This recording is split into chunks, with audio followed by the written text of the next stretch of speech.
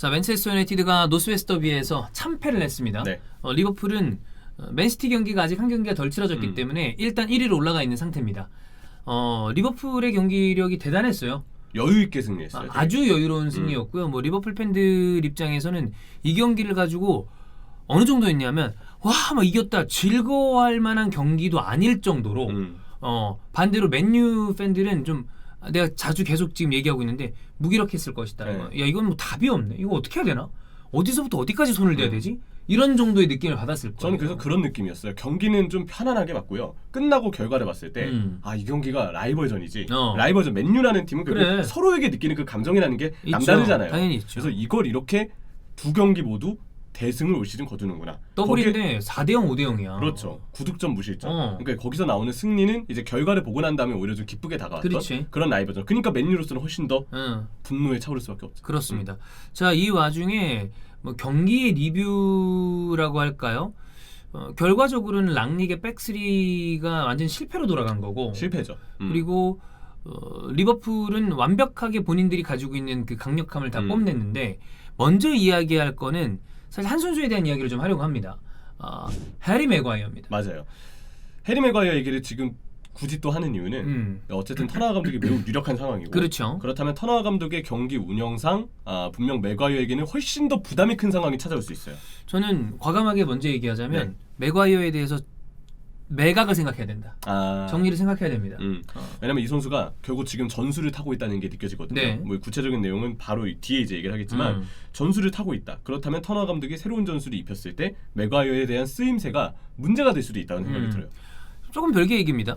사실 바란도 지금 되게 아쉬워요. 그렇죠. 중요한 순간마다 없어. 바란도 이 부상에 대한 이슈가 올 시즌은 분명히 있고 필요할 때 없어. 오히려 요즘은 린델로프가 제일 잘해요. 그래.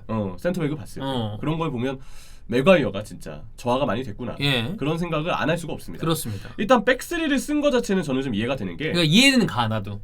과정이 어쩔 수가 없었어요. 일단 프레드랑 맥토미니가 지금 부상이잖아요. 마티치가 강제로 선발로 쓰일 수밖에 없는 상황인데 마티치의 기동성을 생각하면 감독이 이게 라인업을 이렇게 딱 썼을 때 우리가 그냥 그 중계 준비하면서 포메이션 적을 때만 봐도 마티치 원볼 그것도 리버풀 상대로 그렇지. 우려가 되거든요. 답이 안 나오는 거야. 그러면 답은 하나예요. 중원의 기동성을 늘릴 수 있는 방법은 지금 당장 없으니까 그래. 후방에 한 명 더 늘리자. 수비수 하나 늘리자. 네. 그러니까 어떻게 보면 랑닉이 백스를 선택한 게 아주 이게 네. 이상한 선택은 아닌데 결과적으로 실패로 돌아간 거지. 근데 그 의도는 이해가 갔다. 또 하나는 리버풀이 어쨌든 박스 안으로 숫자를 굉장히 많이 투입시키는 공격 형태를 가지고 있어요. 살라도 들어오고 상황에 따라서는 이번에도 많이 들어왔지만 알렉산더 아놀드도 들어오죠. 중앙으로 들어오고 조던 앤더슨과 같은 측면 자원들, 미드필더 자원들도 들어오고 여기에 가운데 공격수 사디오 마네 가짜 9번 역할 하다가도 박스로 들어오고 루이스 디아스 왼쪽에서 들어오죠. 안쪽 들어서 들어오고 필요에 의해서는 로보도 들어옵니다. 맞아요. 그리고 요즘에 티아고 알칸타라도 전진을 굉장히 많이 합니다. 그러면 박스 안의 숫자가 5명, 6명 이렇게 순간적으로 늘어나는 건데 그래서 리버풀이 또 측면의 크로스를 풀백들이 워낙 잘 올려주니까 그걸 받아낼 수 있는 박스 안의 자원들도 숫자가 많고 준비가 잘 되어 있어요. 그러니까 이거를 막고자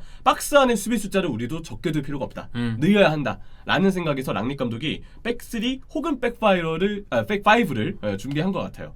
그래서 맥과이어, 필 존스, 린델로프 이렇게 백스리가 구성이 됐는데 문제는 이 3명의 센터백, 3명의 쓰리톱 이 구도가 결국 나와버렸어요. 그렇지. 네, 이거를 추가적으로 에어싸려면 미드필더도 내려와서 커버를 하고 아니면 윙백들이 안쪽으로 좁혀서 박스 안에서 3톱에 5명이 가둬놓는 형태의 좀 경기 운영이 되었어야 했는데 수적 우위를 가져가야지. 그러지 못했습니다. 근데 여기에서는 사실 운도 안 따른 게 뭐 이 선수가 계속 있었으면 어땠을지 모르겠지만 포그바도 10분도 안 돼서 부상을 당했어. 그렇죠. 그런 것도 사실 좀 초반에 원정이잖아요. 그 플랜이 꼬여버린 거 아니야. 어수선해질 그렇지. 수밖에 없습니다. 그러면 이제 볼 간수, 어떤 역습으로의 배급 이런 것도 쉽지 않아질 수밖에 없죠.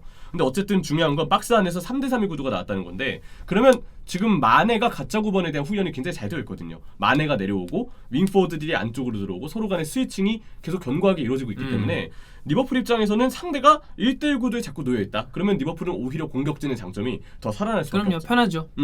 그리고 여기에 더해서 뒤쪽에서 알렉산더 아놀드와 로버슨이 공격으로 가담을 할 때 자꾸 맨유의 위쪽 자원들이 그 선수들을 프리하게 냅두고 있었어요. 그러면 백스리는 3톱의 움직임에 자꾸 따라 나갔는데 가운데 공간으로 아놀드가 언더래핑해서 들어오고 그렇지. 로버슨은 오버래핑해서 측면 쪽에 수적으로 만들고 그러니까 총체적 난국으로 랑닉 감독의 백스리는 박스 안에 숫자가 오히려 부족해지는 상황을 낳으면서 문제가 터질 수밖에 없었죠.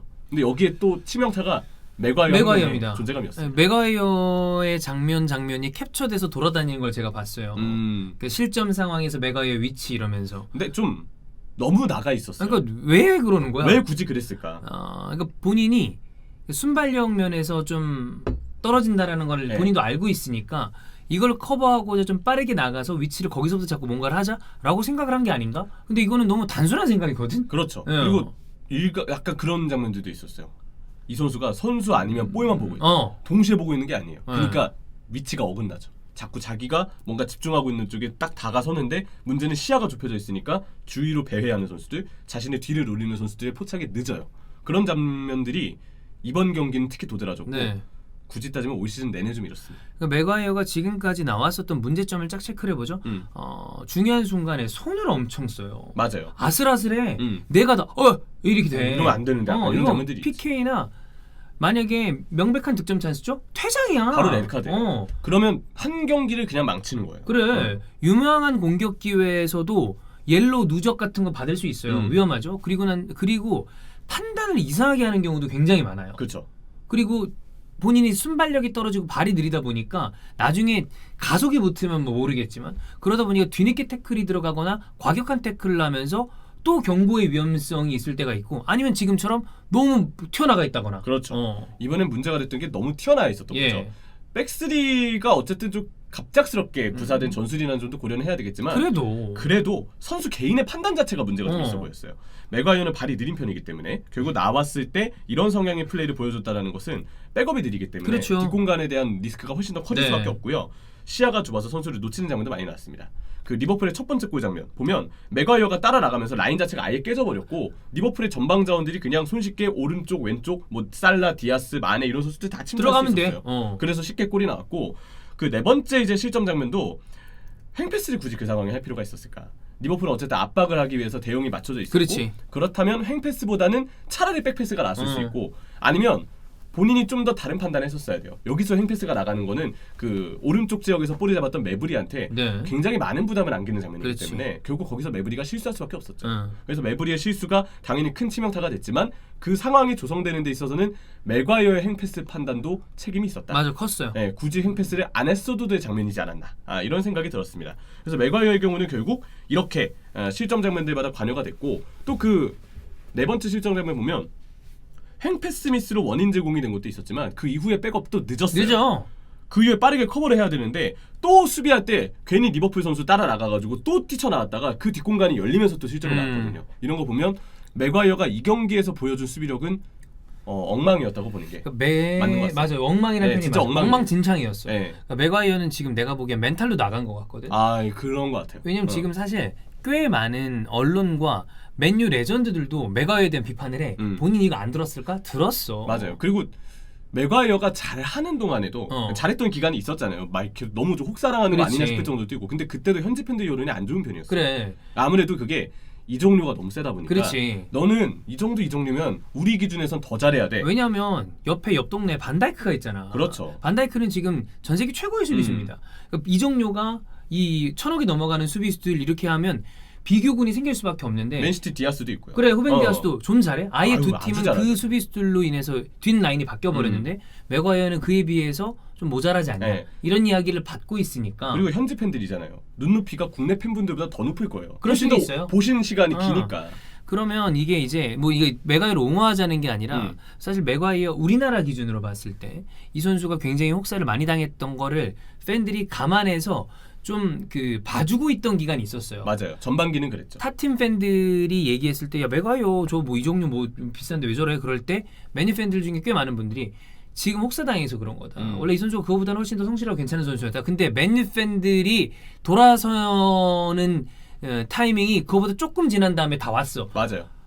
적당히 해야지. 심지어 지금 1월 한 마지막 주간쯤 됐죠? 2주 정도 휴식기가 프리미어리그 팀들이 있었어요. 그때 그 남미랑 저기 다른 대륙들 A매치 기간 잡고 저도 그때 모처럼 좀 쉬었던 기간이었는데 근데 그 프리미어리그 팀들 선수들 그 당시 유럽 선수들은 쉴 수 있었는데 그런데도 불구하고 맥과이어는 그 이후에 폼이 안 올라오고 있습니다. 그리고 올 시즌은 지난 시즌들만큼의 혹사는 아니에요. 중간중간에 쉬었어요. 바란도 오고 뭐 닌들루프도 폼이 좋고 그러다 보니까 맥과이어도 쉴 수 있어 쉬었고 그러면 이즈음에는 이제 폼이 올라와야 됩니다.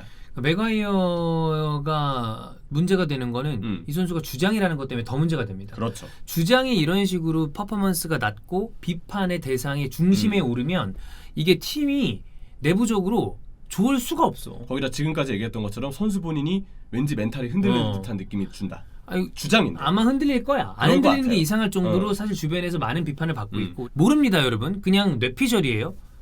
만약에 맥과이어가 막 이런 뭔가를 해. 그러면 속으로 누군가는 그런 생각을 할 수도 있어. 안 하면 좋을 거예요. 할 수도 있어. 쥐나 잘하지. 맞아. 주장이라는 놈이. 이런 얘기, 이게 팀적으로 안 좋은 거야. 그러니까 실점 장면 때 주장이니까 맥과이어는 자기 역할이 있잖아요. 그러니까 주장이니까 야 잘해보자. 야 너 조금만 더 해야지. 왜 안 커버왔어? 이렇게 하면서 막 지적을 하고 좀 파이팅을 하고 하는데 막상 주장은 그 역할을 해야 되는 게 맞죠. 근데 문제는 해야지. 그 장면에도 실수를 하는 게 맥과이어였던 그렇지. 빈도가 워낙에 많았기 때문에 주위 동료들이 보기에는 맥과이어의 비판이 조금 그냥 귀에 안 들어왔을 가능성도 있죠. 이게 골 때리는 거라니까. 네, 주장은 그래서 잘해야 됩니다. 그래서 이 부분에 대해서 터너 감독이 이제 부임이 거피셜이지 오피셜은 아닙니다만 온다면 이거 생각해야 됩니다. 맞아요.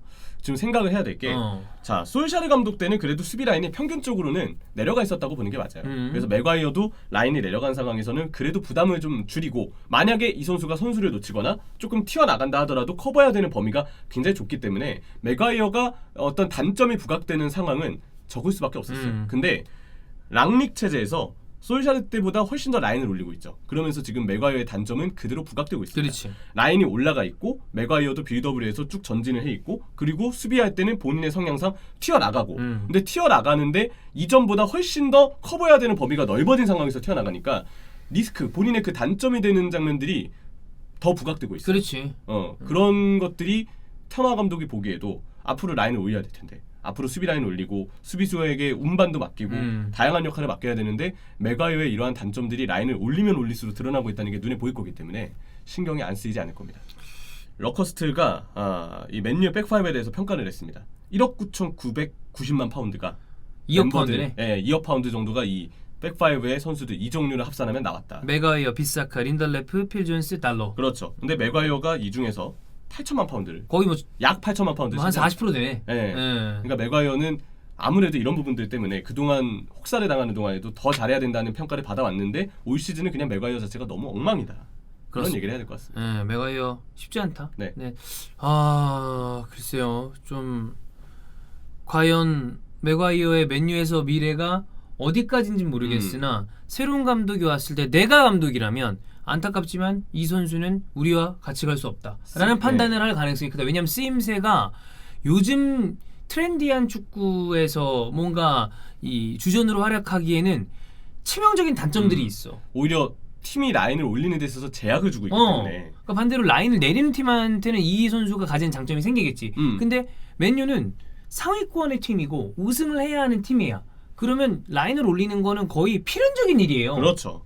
그리고 올 시즌의 상황을 보면 만약에 정말 체력 여파 때문에 혹사 여파 때문에 잠깐 일시적인 부진이었다 한들 이젠 일시적인 기간은 지났고요. 지났죠. 이 정도면 회복이 돼야 돼. 됐어야 되는 거야. 어려워요. 이제는 어려워졌다고. 근데 안 되는 거거든. 네. 이러면 진짜 그냥 이 선수가 맨유에서의 어떤 그 좋은 시기가 끝나버린 건 아닌가? 그렇죠. 라는 이야기를 받을 수밖에 없죠. 네.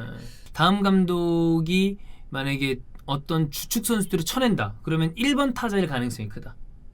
이렇게 보이죠.